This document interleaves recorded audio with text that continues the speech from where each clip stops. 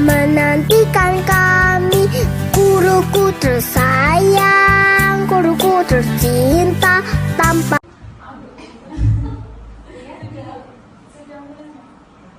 Assalamualaikum warahmatullahi wabarakatuh. Waalaikumsalam warahmatullahi wabarakatuh.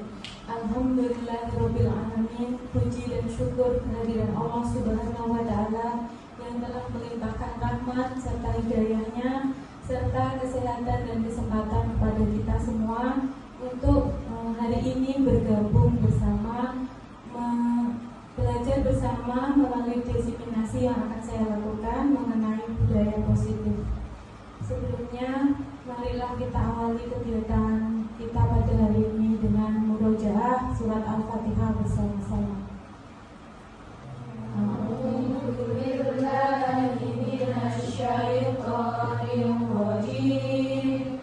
Bismillahirrahmanirrahim. Alhamdulillahi rabbil alamin. Ar-Rahmanir-Rahim. Maliki yaumiddin. Iyyaka na'budu wa iyyaka nasta'in. Ihdinas siratal mustaqim. Siratal ladzina an'amta 'alaihim ghairil maghdubi 'alaihim waladdallin.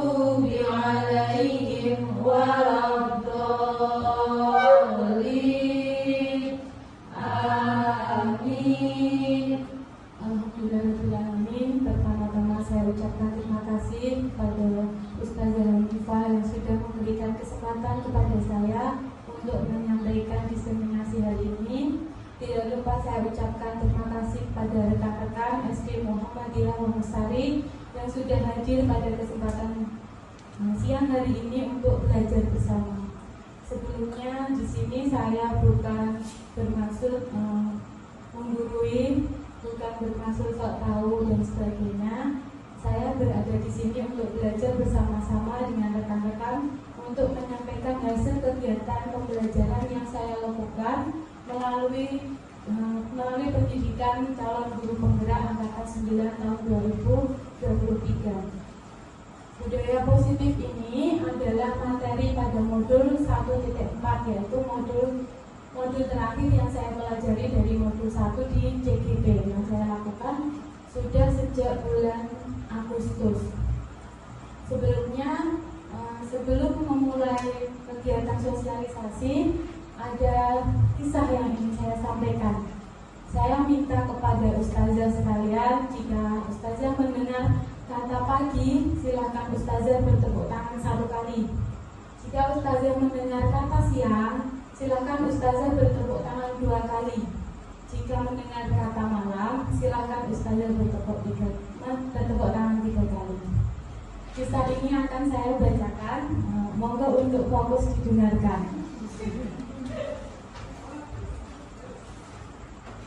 Pagi ini, di rumah Aro sudah terdengar gaduh. Suara tangisan Aro lirih terdengar dari sela-sela jendela. Sepertinya Aro kesulitan tidur tadi malam. Di dalam rumah, terlihat Ibu Aro dengan lesu masuk dapur dan memanaskan sisa lauk yang dibeli ayah Aro kemarin siang. Ibu, seharusnya tadi malam Ibu membangunkan ayah saat Aro mulai panas badannya, kata ayah Aro. Maaf ya, Ibu kira Aro hanya panas biasa, jadi cuma Ibu balur dengan minyak saja, jawab Ibu Aro membela diri. Aro mulai berhenti menangis di gendongan ayahnya. Dia teringat mengantuk, sepertinya kesulitan tidur tadi malam. Ibu memberinya susu hangat dan membuka jendela dapur agar udara pagi masuk ke dalam area dapur berganti dengan udara malam. Aro pun mulai tenang dan duduk sendiri di kursi di samping ayahnya. Ayah Aro kemudian mengambil piring dan sendok nasi serta lauk yang diberinya kemarin siang. Ayah, sarapan dulu ya. Aro minum susunya selagi hangat. Nanti siang, ayah antarkan kamu ke dokter, kata ayah Aro. Aro gak ingat badan ya? Lain kali kalau siang panas terik sekali, Aro tidak boleh minum es lagi ya, ucap ibu Aro sambil membelai rambut putranya yang berusia 5 tahun itu. Ternyata kemarin siang Aro jajan es tanpa sepengetahuan ibunya, dan tadi malam tidak tidur karena badannya panas. Aro masih terdiam dan hanya mengangguk.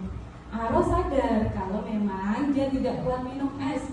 Setiap kali minum es di siang hari, badannya pasti langsung panas di pagi harinya, sehingga membuatnya kesulitan tidur pada malam harinya.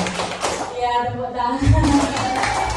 Alhamdulillah, ternyata ibu-ibu sudah siang tetapi masih fokus. Terima kasih atas partisipasinya. Sekilas itu adalah ice breaking. Semoga yang kita kerjakan tadi itu menambah semangat kita untuk belajar di siang hari ini.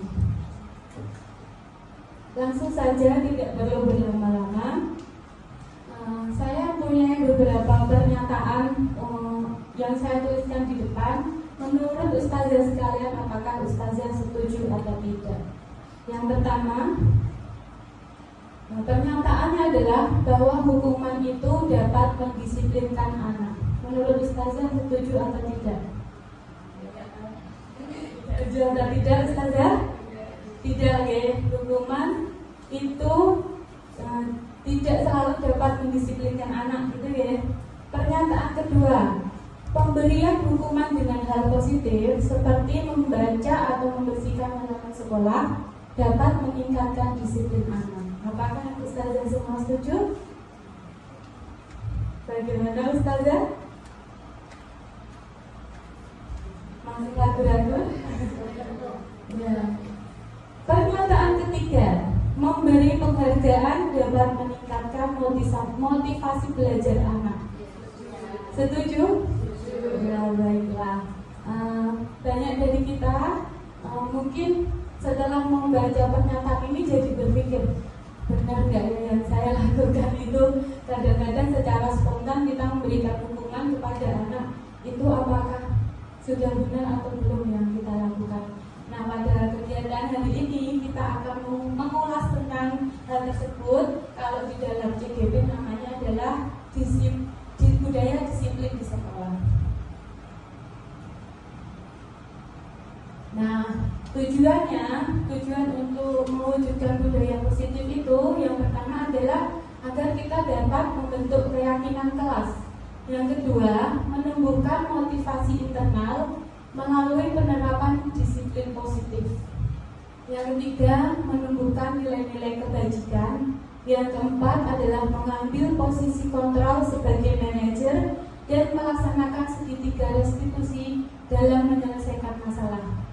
Pasti kata-kata yang saya sampaikan di depan ini terlihat ini ya, asing gitu ya, asing ya. Saya pun juga begitu waktu belajar awal-awal. Semua kata-kata yang saya pelajari dalam LMS itu terasa asing, apalagi pada materi ini.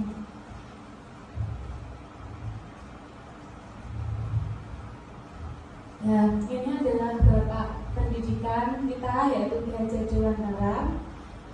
Di dalam LMS kami banyak mengulas tentang filosofi pendidikan bersama teman-teman. Filosofi yang banyak disampaikan oleh Ki Hajar Dewantara. Di salah satunya adalah tunjukkan tujuan pendidikan, yaitu menuntun segala kodrat yang ada pada anak agar mereka dapat mencapai keselamatan dan kebahagiaan yang setinggi-tingginya, baik sebagai manusia maupun sebagai anggota masyarakat.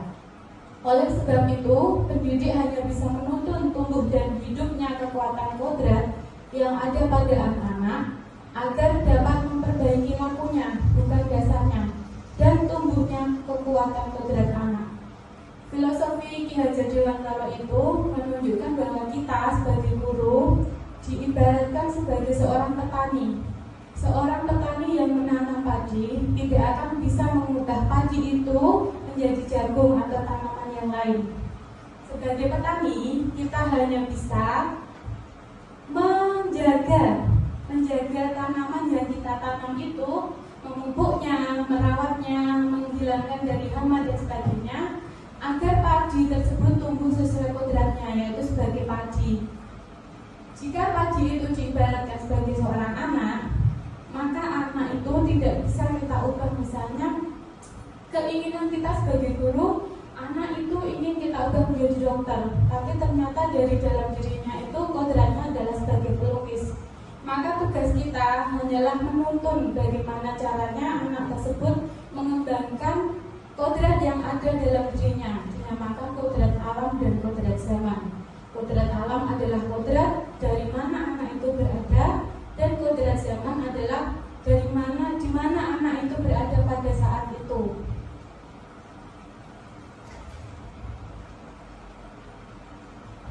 Budaya positif di sekolah, apa itu? Yaitu nilai dari kebiasaan di sekolah yang berpihak pada murid agar mereka dapat berkembang menjadi pribadi yang kritis, penuh hormat dan bertanggung jawab sesuai dengan profil pelajar Pancasila. Mungkin masih awam juga tentang profil pelajar Pancasila, jadi nanti ada 5 dimensi, 5 atau 6 dimensi dalam profil pelajar Pancasila yang mungkin akan kita pelajari pada kesempatan yang lain.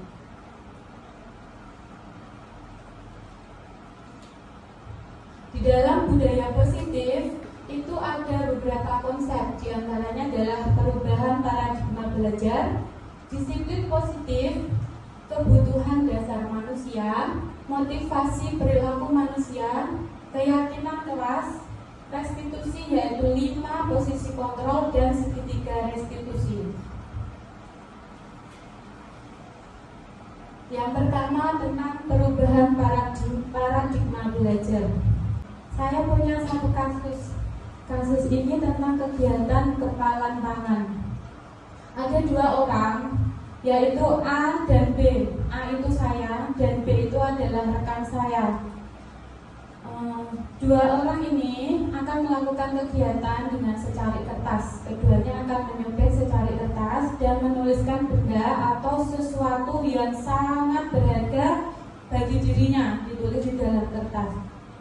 Kemudian kertas tersebut akan diletakkan di tangan saya dan tangan rekan saya itu, dan akan digenggam dengan segala daya upaya yang dimilikinya, karena itu adalah benda berharga yang dimilikinya.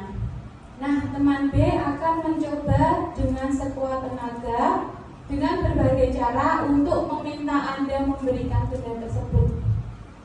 B bisa membujuk, mengancam, menghardik, merayu, menyuap, apa saja agar dia bisa membuka kepala tangan saya yang saya pegang ini.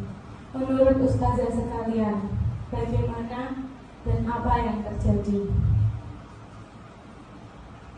Ustazah Akia, mau menyampaikan?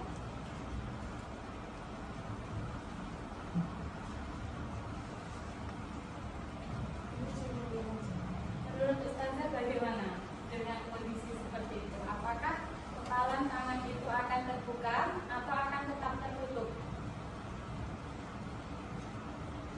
Ketika kepalan itu dipaksa oleh teman kita itu untuk dibuka, apakah menurut ustazah saya akan membuka kepalan tersebut dengan bujuk rayu dan usaha yang dia lakukan?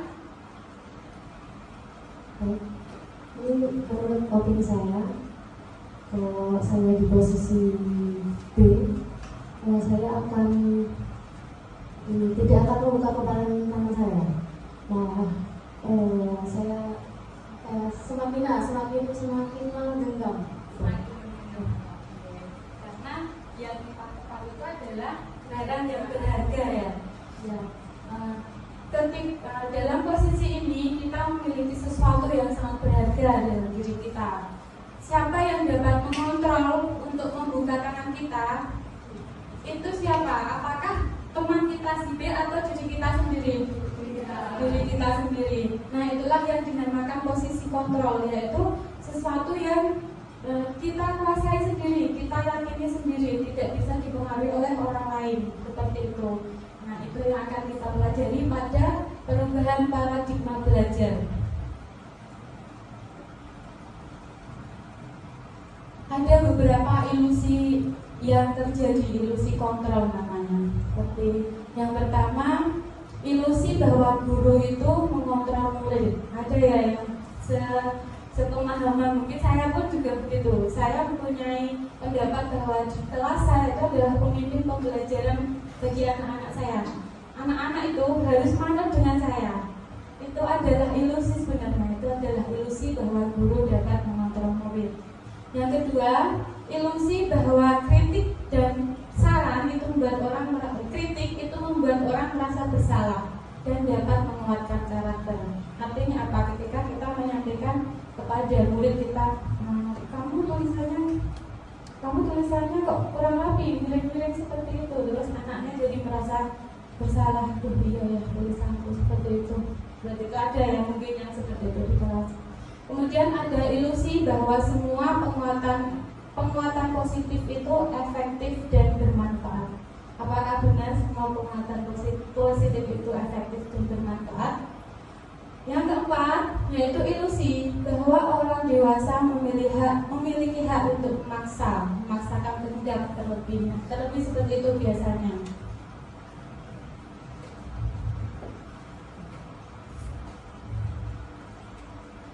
Nah, seperti tadi yang sudah Ustazah Atia sampaikan bahwa orang lain itu tidak bisa mengontrol kita. Yang bisa mengontrol kita itu adalah diri kita sendiri. Perubahan paradigma tersebut dinamakan teori kontrol, di mana ketika ada, kalau dulu itu namanya stimulus respon, maka kalau sekarang itu kita namakan sebagai teori kontrol. Yang pertama, ada stimulus respon, yaitu kita mencoba mengubah orang agar berpandangan sama dengan kita. Itu setuju nopo mboten, Ustazah? Ada pernyataan bahwa kita mencoba mengubah orang agar berpandangan sama dengan kita. Tidak, itu adalah stimulus respon yang biasanya kita terima ya.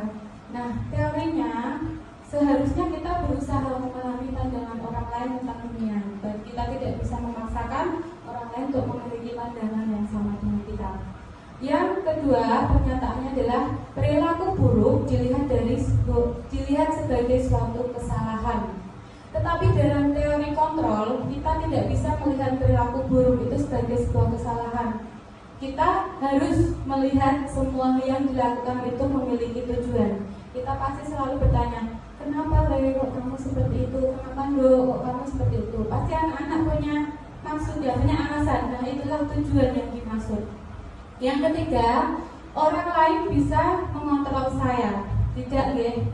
Orang lain tidak bisa mengontrol kita, hanya diri kita yang bisa mengontrolnya. Yang keempat, saya bisa mengontrol orang lain. Nah, seperti tadi bahwa orang lain tidak bisa mengontrol saya, berarti saya pun tidak bisa mengontrol orang lain. Pemaksaan ada pada saat bujukan gagal. Teori kontrolnya adalah kita ubah menjadi kolaborasi dan konsensus untuk menciptakan tujuan dan pilihan-pilihan yang baru. Pernyataan berikutnya, model berpikir bahwa satu itu harus ada yang menang dan ada yang kalah, yang benar dan yang disalahkan atau yang salah. Nah, itu kalau dalam teori kontrol seperti itu tidak ada. Yang ada adalah model berpikir menang-menang, di mana anak yang melakukan kesalahan maupun korban yang menjadi korban itu semuanya harus menang, semuanya harus mendapatkan solusi yang positif, seperti itu. Untuk materi yang kedua, yaitu mengenai disiplin positif. Apa makna disiplin positif? Kita lihat dulu dari makna disiplin. Dalam budaya kita, makna kata disiplin itu dimaknai menjadi sesuatu yang dilakukan seorang pada orang lain untuk mendapatkan kepatuhan. Kita cenderung menghubungkan kata disiplin dengan ketidaknyamanan. Kita menganggap kalau anak itu sudah patuh dengan aturan, maka itu namanya disiplin. Padahal disiplin sendiri itu artinya adalah belajar, bukan seperti yang kita harapkan, pikirkan seperti kemarin-kemarin. Ternyata disiplin sendiri itu artinya adalah belajar. Lalu untuk disiplin positif apa? Disiplin positif adalah kemampuan memerintah diri sendiri dalam mengontrol dan menguasai diri untuk memilih tindakan yang mengacu pada nilai-nilai yang kita hargai dengan penuh tanggung jawab tanpa terperintah orang lain. Nilai-nilai yang kita hargai adalah nilai-nilai kebajikan atau sifat positif manusia yang merupakan tujuan mulia yang ingin dicapai setiap individu, yaitu nilai-nilai dalam profil pelajar Pancasila. Mungkin ustazah yang sudah mengajar di kelas 1 dan 5 tahu apa itu profil pelajar Pancasila? 1 dan 4 ya. Ustazah mungkin tahu. Ustazah Elma mungkin belum mendalami. Mungkin ustazah masukkan untuk mempelajari lebih dalam tentang profil pelajar Pancasila. Yang pertama kalau tidak salah itu beriman dan bertakwa kepada Tuhan. Yang kedua itu melakukan kolaborasi, kemudian mandiri, kemudian ada kreatif, apalagi ustazah saya juga agak lupa. Mandiri, kolaborasi, kreatif, beriman, kerjasama ya, kerjasama gotong royong ya, seperti itu. Nah, disiplin positif apa? Disiplin positif itu adalah suatu cara penerapan disiplin tanpa kekerasan dan ancaman yang dalam prakteknya melibatkan perilaku komunikasi efektif antara guru dan murid. Saya mau pengakuan dosa dulu sebelumnya. Ketika saya mempelajari disiplin positif ini, saya itu merasakan kontra dalam hati saya. Karena selama ini saya melakukan pendisiplinan di dalam kelas, baik di kelas maupun di luar ketika bertemu anak-anak yang menurut saya itu mengganggu atau tidak patuh dengan aturan, itu saya selalu spontan memarahinya atau mengingatkannya itu secara spontan. Ternyata cara yang saya lakukan menurut teori kontrol itu salah. Harus ada komunikasi dua arah dengan anak hingga akhirnya anak itu menyadari sendiri apa yang dilakukannya itu salah, dan anak itu harus bisa menemukan sendiri solusi dari kesalahan yang dia lakukan. Seperti itu. Nah, ada yang namanya nilai-nilai kebajikan universal, yaitu sifat positif manusia yang merupakan tujuan mulia yang ingin dicapai setiap individu. Nilai tersebut bersifat universal dan lintas bahasa, suku bangsa, agama maupun latar belakang. Setiap perilaku atau perbuatan itu memiliki suatu tujuan. Yang kedua, dengan mengaitkan nilai-nilai kebajikan yang diyakini seorang, maka motivasi intrinsiknya akan terbangun sehingga menggerakkan motivasi dari dalam untuk dapat mencapai tujuan mulia yang diinginkan.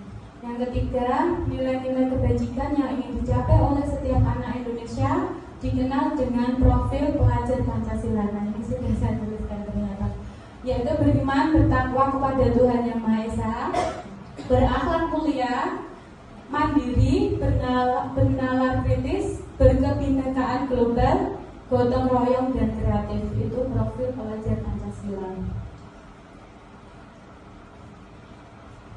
Apa itu kebutuhan dasar manusia? Ada 5 kebutuhan dasar manusia. Realitas atau kebutuhan setiap orang itu berbeda. Kita sepakat ya. Kita harus bisa memahami pandangan orang lain mengenai dunia. Setiap orang pasti memiliki gambaran sendiri-sendiri tentang dunia yang mereka jalani.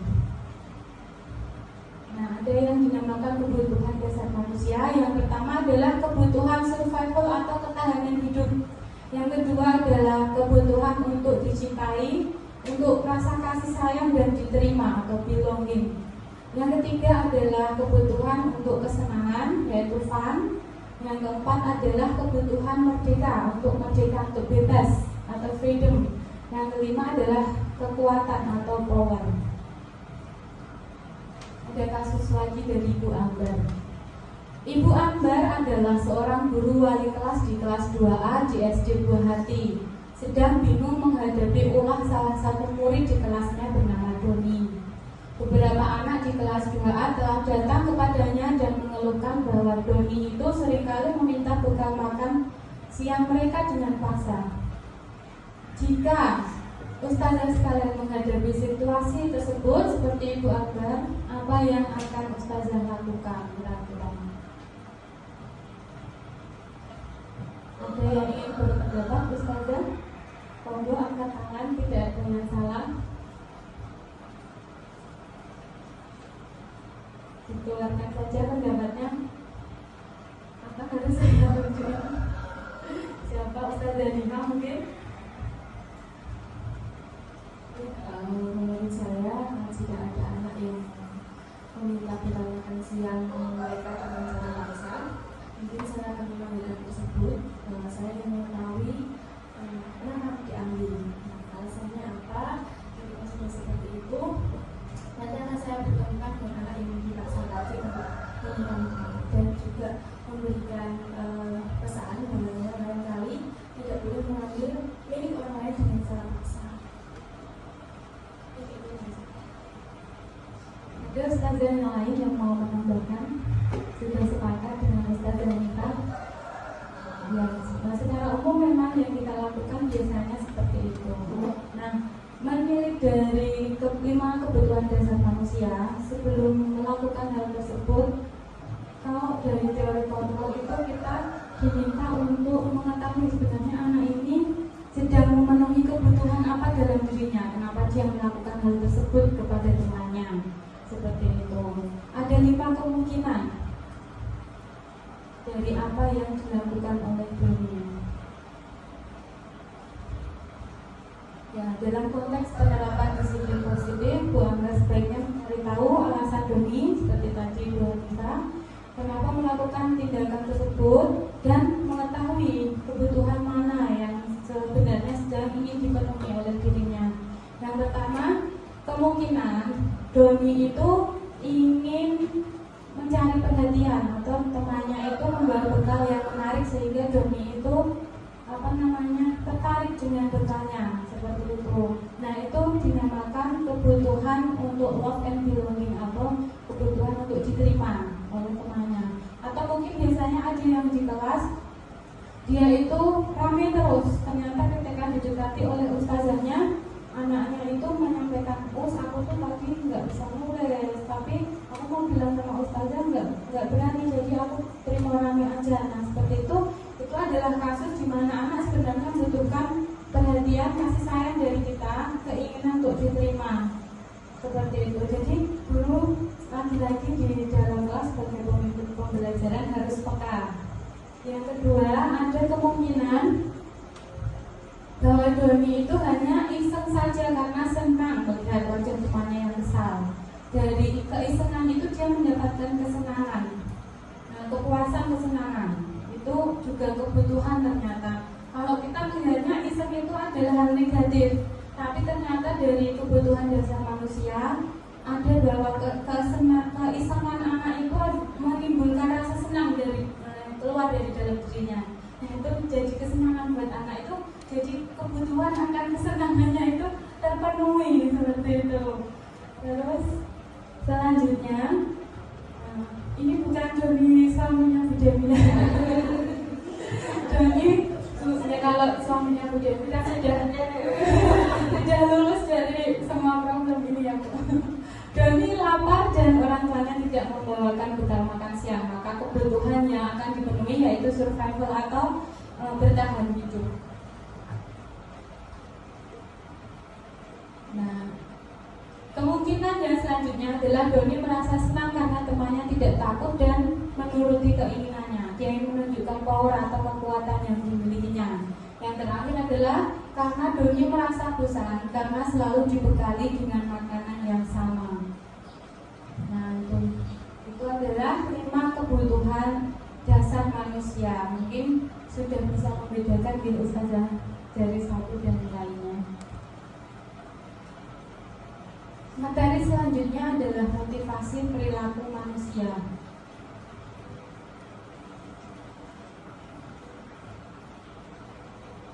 Semua perilaku itu mempunyai tujuan, dinamakan teori motivasi perilaku manusia. Ada motivasi yang berasal dari luar diri kita, ada yang dari dalam diri kita, dinamakan internal atau ini. Jadi yang pertama, kadang-kadang ada motivasi eksternal dilakukan karena dia itu ingin menghindari ketidaknyamanan atau hukuman saja. Itu dinamakan motivasi eksternal dari luar dari dirinya. Yang kedua, seseorang melakukan ketidakdisiplinan itu atau melakukan suatu tindakan itu untuk mendapatkan imbalan atau penghargaan dari orang lain, jadi bukan dari dirinya sendiri. Itu namanya juga masih motivasi eksternal. Nah, yang akan kita tumbuhkan dalam budaya disiplin positif di sekolah itu adalah motivasi internal, yaitu bagaimana seseorang itu melakukan sesuatu tindakan itu karena dia itu ingin menjadi apa yang dia inginkan, dan juga menghargai diri sendiri dengan nilai-nilai yang mereka percaya. Itu yang akan kita tumbuhkan dalam budaya positif, di budaya disiplin positif. Hukuman dan sanksi atau konsekuensi. Ada kasus lagi.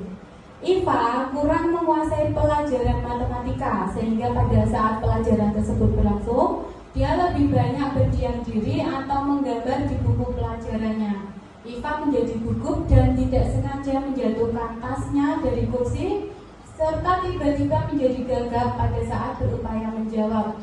Seluruh kelas pun tertawa melihat perilaku Iva, menertawakan Iva yang tergagap dan malu luar biasa. Dan malahan minta Iva untuk maju ke depan dan berdiri di depan kelas sambil menunjuk hidungnya karena tidak bisa menjawab pertanyaan Pak Seno. Kelas semakin gaduh dan anak-anak pun tertawa melihat Iva di depan kelas memegang ujung hidungnya. Apakah Ustazah sekalian setuju dengan tindakan Pak Seno terhadap Iva? Ini sepertinya dia yang kurang ditulis di sini. Secara umum seperti itu ya, jadi pelajarannya Pak Seno, Iva itu tidak bisa matematika, dia jadinya hanya diam dan menggambar. Karena ditunjuk sama Pak Seno dia gugup, terus menjatuhkan tasnya dari kursi. Jadi ketika mau menjawab dia gugup seperti itu, terus malah diketawakan oleh teman-temannya, ditunjuk untuk maju sambil menunjuk-nunjuk seperti itu. Menurut Ustazah sekalian, apakah Ustazah setuju dengan apa yang dilakukan oleh Pak Seno? Tidak. Menurut Ustazah, apakah tindakan tersebut adalah sebuah hukuman atau konsekuensi? Hukuman ya. Kenapa hukuman? Kenapa Pak Seno melakukan seperti itu? Ustazah sebut semuanya sebagai hukuman.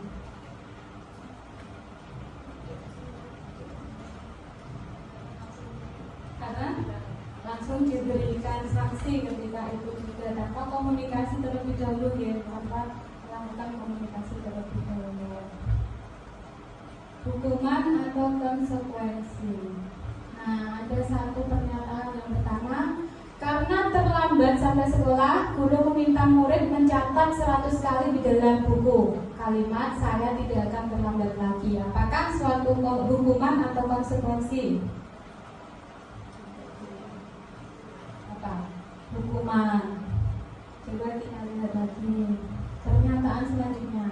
Seseorang anak kehilangan 10 menit jam istirahatnya untuk mengerjakan tugas karena dia terlambat datang dan tertinggal pelajaran selama 10 menit. Apakah itu hukuman atau konsekuensi? Apa Ustazah? Konsekuensi. Yang ketiga adalah membersihkan tumpahan air di meja tulis karena tersenggol saat belajar. Hukuman atau konsekuensi? Konsekuensi. Yang keempat, membersihkan WC sekolah karena mematahkan pensil kawannya. Hukuman atau konsekuensi? Hukuman. Sepertinya kita sudah memiliki kesepakatan pemahaman tentang hukuman atau konsekuensi ya. Sudah bisa membedakan ya Ustazah?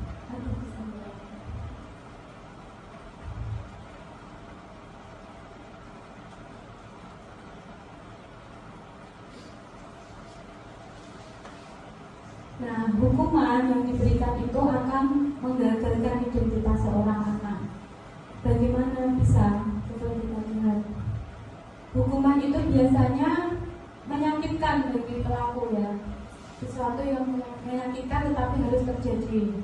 Yang kedua, hukuman itu membuat anak atau pelaku itu tidak nyaman, bahkan dalam jangka waktu panjang. Ada kasus yang kemarin dibahas di dalam Zoom itu adalah ketika anak tidak memakai sepatu sesuai dengan aturan yang sudah disepakati bersama di sekolah itu.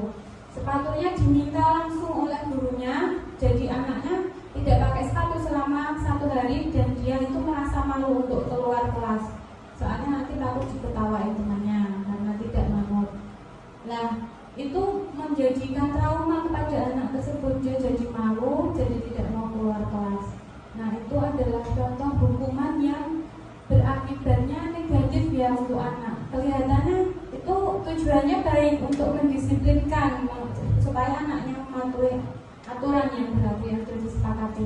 Tapi ternyata memiliki efek yang negatif juga. Nah, biasanya sepertinya terlihat bahwa korban itu mendapat keadilan ketika pelaku mendapatkan hukuman. Seperti itu. Terus murid atau anak akan tersakiti seperti tadi yang saya sampaikan, anaknya jadi malu, jadi minder, tidak mau keluar kelas. Biasanya disampaikan dengan kata-kata, peraturannya kan begini, kamu harusnya begini, tidak boleh kamu menyalahi aturan yang seperti ini, seperti itu. Itu berarti ciri-ciri bahwa kita sudah memberikan hukuman kepada anak.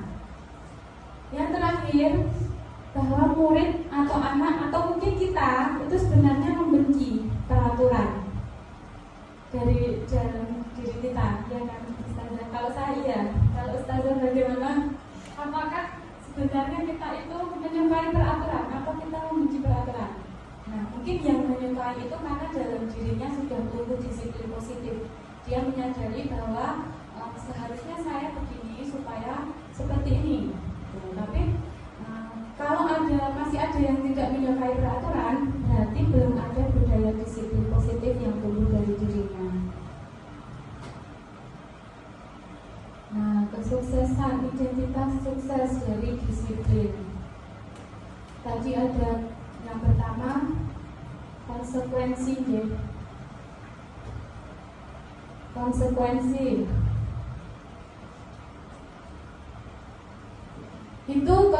itu sesuatu yang harus terjadi. Tidak nyaman untuk murid, tidak nyaman untuk murid atau anak untuk jangka waktu pendek. Seperti tadi ketika anak disuruh membersihkan, disuruh menulis, terus dia kehilangan waktunya 10 menit, itu kan yang dia rasakan itu dalam jangka pendek, nanti tidak berkelanjutan. Yang selanjutnya, korban bisa saja merasa diabaikan. Yang selanjutnya adalah murid atau anak itu menjadi tidak nyaman dari konsekuensi yang diterimanya.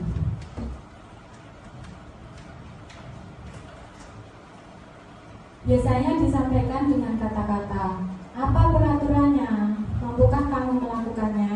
Ada kata-kata terima kasih, tetapi kita masih menumbuhkan kesadaran ke anak apa peraturannya yang harus dipatuhi, seperti itu. Nah, dari konsekuensi itu murid atau anak itu menghormati peraturan yang ada. Sekarang saya akan mengenalkan tentang restitusi. Restitusi itu adalah pilihan. Tujuannya adalah untuk menguatkan untuk murid atau anak dalam jangka panjang. Korban akan mendapatkan ganti rugi atau keadilan. Pelaku tidak akan mungkin mendapatkan hukuman, tapi hukuman yang timbul itu muncul dari dirinya sendiri, tidak secara paksa, sehingga tidak menimbulkan trauma. Murid atau anak, baik yang melakukan atau sebagai korban, itu akan mendapatkan penguatan. Biasanya ada pertanyaan dari misalnya, apa yang kita sepakati bersama, apa yang kita yakini bersama. Terus dari keyakinan itu, apakah kamu kira-kira bisa memperbaiki masalah yang kamu lakukan tadi? Jadi dari anak akan keluar pemikiran gimana ya kira-kira supaya saya itu bisa memperbaiki apa yang tadi saya lakukan, ternyata kan itu sudah salah seperti itu. Nah, murid akan menghormati dirinya dan juga orang lain. Sambil ditahapi sebaiknya dan minumannya. Kita lanjutkan tentang keyakinan kelas. Keyakinan yaitu suatu nilai kebajikan universal yang disepakati secara tersirat dan tersurat. Nilai-nilai kebajikan menekankan pada keyakinan seseorang akan lebih memotivasi seorang dari dalam. Seseorang akan lebih tergerak dan bersemangat untuk menjalankan keyakinannya daripada hanya mengikuti serangkaian peraturan tertulis tanpa makna. Nanti kita akan mencoba membedakan apa itu keyakinan kelas atau apa itu namanya peraturan kelas.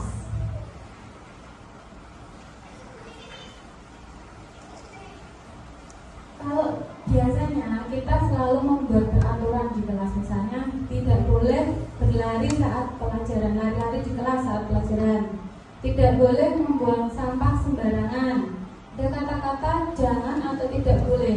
Nah, itu yang dinamakan peraturan kelas. Dalam budaya positif tidak ada yang namanya peraturan kelas, yang ada adalah keyakinan kelas. Apa itu keyakinan kelas? Keyakinan kelas bersifat lebih abstrak daripada peraturan yang lebih rinci dan konkret. Jadi misalnya kalau peraturan itu kan ada kata-kata tidak boleh membuang sampah sembarangan, itu kan peraturan. Kalau keyakinan kita ubah menjadi kata positif, kira-kira jadi apa kalau kata? Ya, buanglah sampah di tempatnya, atau membuang sampah membuat kelasmu bersih. Nah, seperti itu. Jadi lebih positif. Keyakinan kelas berupa pernyataan-pernyataan universal. Pernyataan keyakinan kelas senantiasa dibuat dalam bentuk positif. Yang ketiga, keyakinan kelas hendaknya tidak terlalu banyak sehingga mudah diingat dan dipahami oleh semua warga kelas. Misalnya keyakinan kelasnya itu adalah menjaga kebersihan. Berarti itu kan sudah termasuk tidak boleh membuang sampah sembarangan. Terus harus tetap menjaga kerapian. Terus dan sebagainya, itu masuk ke dalam menjaga kebersihan kelas seperti itu. Jadi keyakinannya adalah menjaga kebersihan kelas. Nah, di dalamnya itu ada banyak lebih universal, tapi di dalamnya kita tahu kalau menjaga kebersihan kelas itu harusnya ngapain aja seperti itu. Itu namanya keyakinan. Keyakinan kelas sebaiknya, keyakinan kelas sebenarnya keyakinan kelas sebaiknya sesuatu yang dapat diterapkan di lingkungan tersebut. Saya mencoba membuat keyakinan kelas di kelas saya.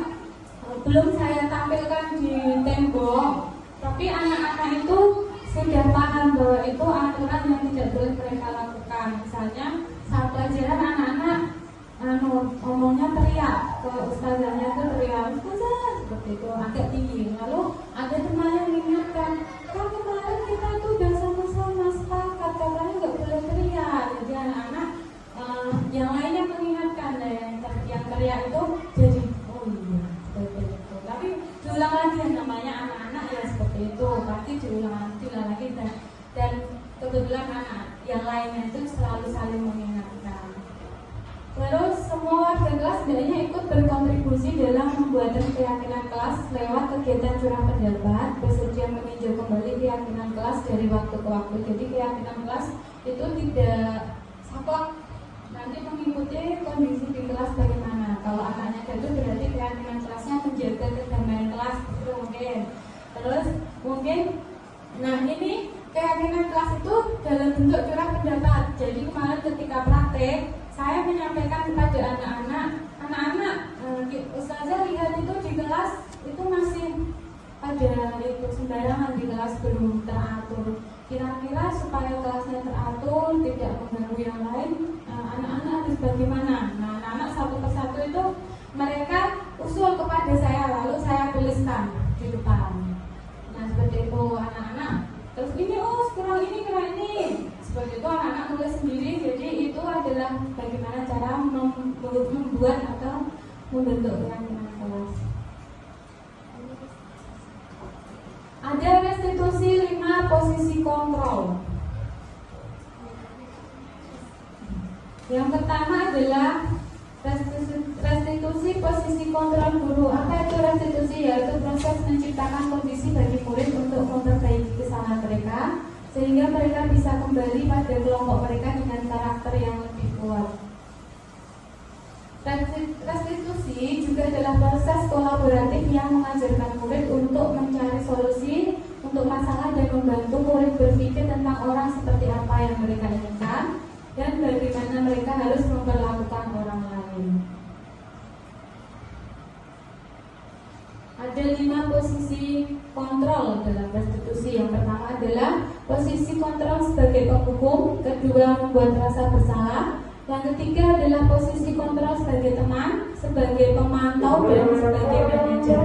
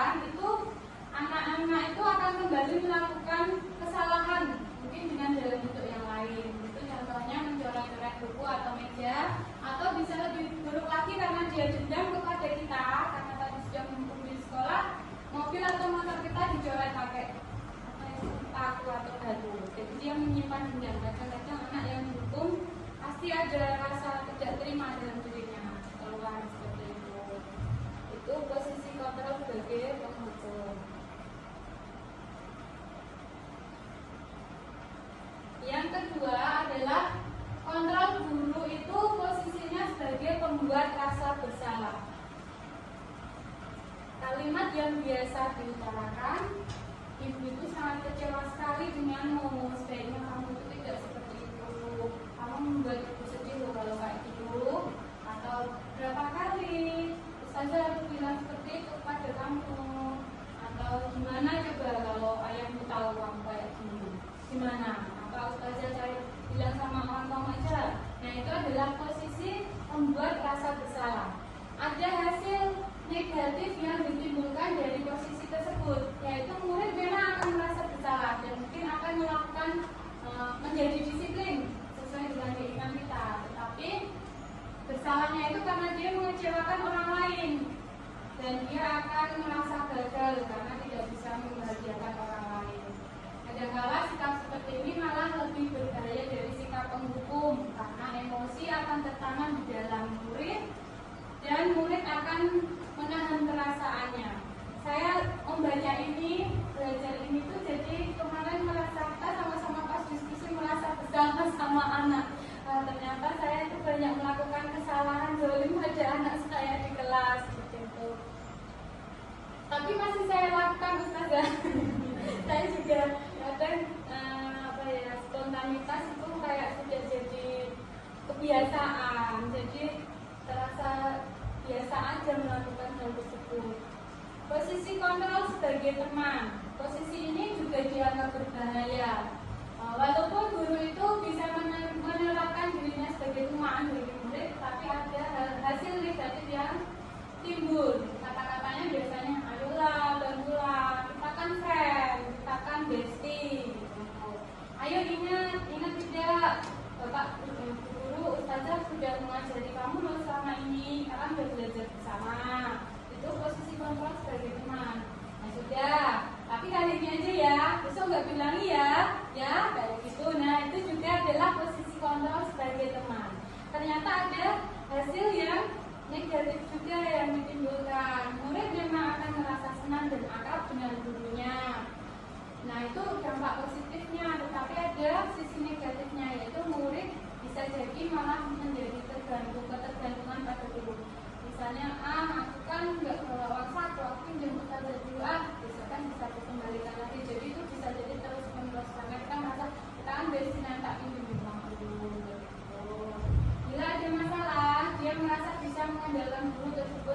pembantunya karena merasa gurunya itu adalah bestinya atau temannya.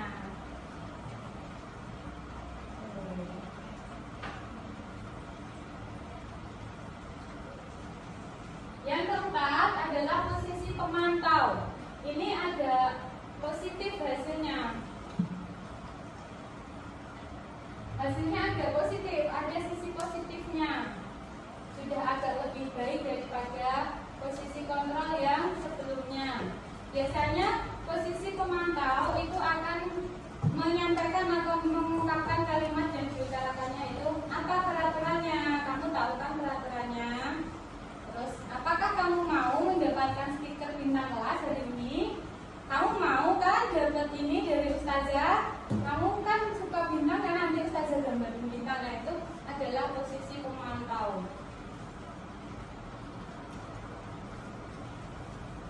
Murid biasanya pada posisi ini akan menyesuaikan diri dengan kondisi di sekitarnya, mampu bertindak disiplin, namun hanya bila diawasi oleh guru. Jadi ketika gurunya leno, tidak ada di sampingnya atau tidak ada di sekitarnya, ada kesempatan untuk dia melakukan kesalahan, ada kemungkinan dia melakukan lagi. Itu posisi kontrol sebagai pemantau. Yang terakhir adalah posisi kontrol sebagai manajer. Nah, ini adalah posisi kontrol yang paling baik yang disampaikan dalam restitusi disiplin budaya disiplin positif. Misalnya adanya pertanyaan kepada siswa, apa yang kita yakini bersama, jadi menumbuhkan kesadaran bagi anaknya. Terus misalnya, apakah kamu meyakini peraturan tersebut? Atau jika kamu meyakininya, apakah kamu bersedia memperbaiki hal ini? Terus, apakah hal ini itu menunjukkan tentang dirimu sebaiknya? Kamu bagaimana? Jadi anaknya tumbuh kesadaran dari dalam dirinya. Hasilnya, pada posisi manajer, maka suara guru sebaiknya tulus, fokus pada murid, bukan untuk membahagiakan guru atau orang tua. Murid sudah mengetahui adanya suatu masalah dan sesuatu perlu terjadi. Bila guru mengambil posisi pemantau, guru akan melihat apa konsekuensinya dan apa peraturannya. Namun pada posisi manajer, guru akan mengembalikan tanggung jawab pada murid untuk mencari jalan keluar permasalahannya, tentu dengan bimbingannya. Jadi di posisi manajer, seorang guru ketika mendisiplinkan anak itu mencoba menumbuhkan kesadaran dalam diri anak. Bagaimana caranya supaya anak itu menyadari, oh ternyata aku melakukan kesalahan ini, Ustazah. Nah, terus sebaiknya seperti apa supaya kamu tidak melakukan hal tersebut?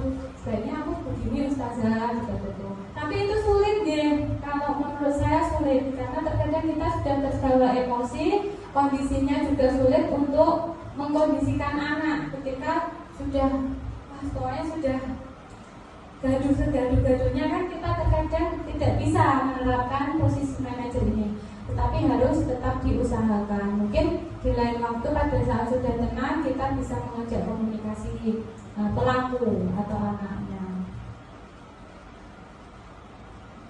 Nah, ini adalah materi terakhir, yaitu tentang segitiga restitusi. Apa itu segitiga restitusi? Adalah metode bagaimana kita bisa menjadi atau menjadi posisi kontrol manajer. Ada tiga tahapan.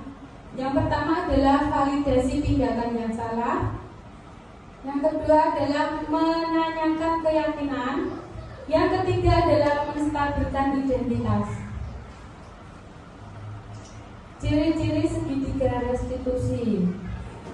Segitiga restitusi dilaksanakan bukan untuk menebus kesalahan, tapi untuk belajar dari kesalahan, untuk memperbaiki hubungan, untuk memberikan tawaran atau solusi, bukan sebagai paksaan.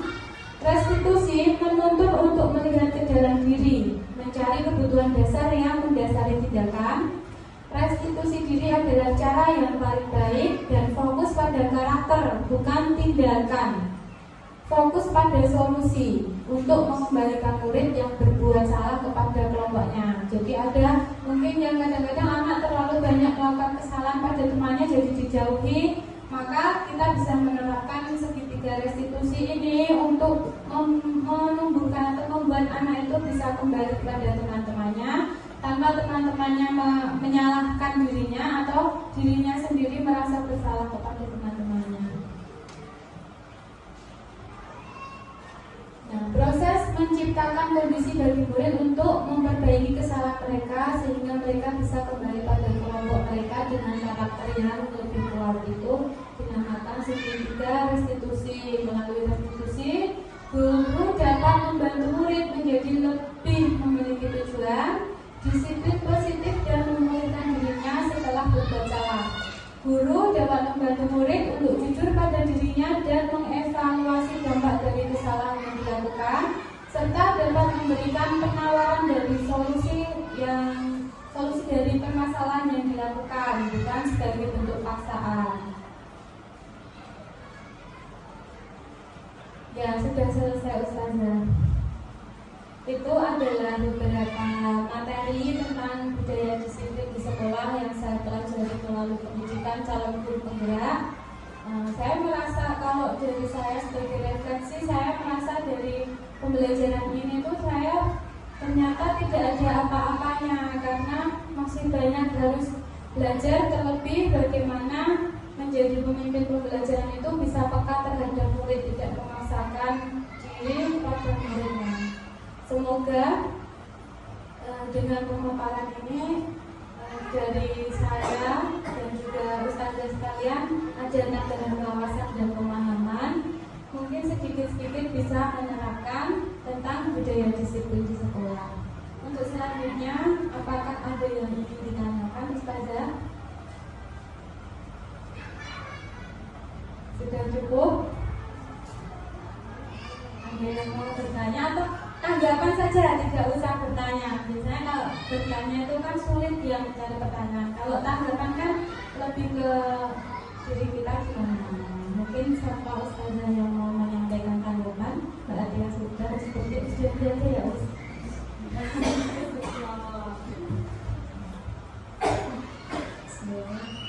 Terima kasih, Insya Allah banyak sekali sore ini. Ya, seperti yang saya disampaikan tadi, kita di kelas juga ternyata kita seperti itu ya, banyak yang hilangnya kita di kelas gitu karena terbawa emosi dan juga anak-anak yang bervariasi dan ini yang itu, sehingga kadang memang penerapannya sulit gitu. Tapi bismillah, nanti kita coba setelah kita tahu ilmunya, sebenarnya bermanfaat, bisa kita terapkan di kelas kita dan tentunya menjadikan kelas lebih baik. Terima kasih. Mungkin ada yang mau menanggapi, yang lain bisa jangan dipanggil. Terima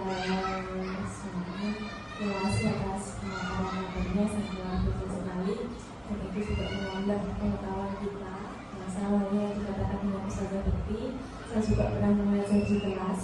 Dan ketika di kelas itu, ketika ada anak yang berbuat salah, kita spontan seperti memberikan teguran. Kadang ada kalanya tidak bertanya dulu kenapa melakukan seperti itu. Itu karena kadang terbawa oleh mood seseorang itu, dan setelah mengetahui ini ternyata bisa kemarin sangat banyak sekali gitu. Mungkin dari pemaparan Bu Lilis ini kita sama-sama belajar bahwasanya bagaimana cara yang baik memberikan respon ke anak-anak yang sekiranya dianggapkan kesalahan. Jadi terima kasih sekali Bu Lilis, ini sangat bermanfaat. Mungkin untuk ke depan kita lebih berkonsentrasi lagi, bisa lebih sabar lagi menghadapi anak-anak yang memiliki perilaku yang berbeda-beda. Itu saja dari saya. Baiklah, terima kasih atas tanggapannya dari ustazah sekalian. Semoga apa yang saya sampaikan hari ini ada manfaat bagi kita semua. Semoga bisa memberikan sedikit perubahan. Mungkin tidak dimulai dengan besar-besaran, dimulai dari diri kita, di kelas kita, atau mungkin diri kita saja. Semoga bisa bisa menjadikan budaya positif itu tumbuh di sekolah kita SD Muhammadiyah Wonosari. Terima kasih Ustazah, mohon tepuk tangannya. Mungkin sekian diseminasi yang saya lakukan hari ini. Insya Allah kita bisa berdiskusi lagi tentang disiplin positif di luar konteks hari ini. Mungkin bisa juga menyaksikan bersama videonya, nanti ada di YouTube banyak. Ustazah sekalian bisa mencari bagaimana menerapkan disiplin positif di dalam kelas, di YouTube sudah banyak nanti. Dari saya mungkin sekian. Jika ada yang saya sampaikan mungkin kurang berkenan untuk Ustazah sekalian atau bagaimana, saya mohon maaf yang sebesar-besarnya. Apa yang saya sampaikan adalah sebagai bentuk aksi nyata saya dalam melaksanakan tugas sebagai calon guru penggerak, dan juga bagaimana saya berbagi pada teman-teman untuk belajar bersama di sini. Dari saya akhiri. Wassalamualaikum warahmatullahi